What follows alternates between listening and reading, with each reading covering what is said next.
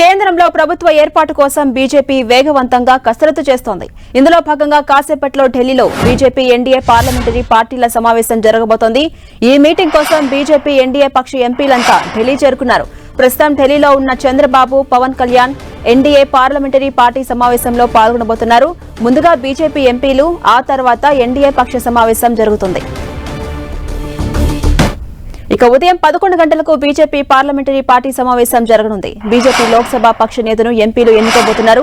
ఉదయం 11:30 NDA parliamentary party సమావేశం జరగనుంది. పాత పార్లమెంట్ భవనం సెంట్రల్ హాల్లో ఈ సమావేశం ఉండబోతోంది.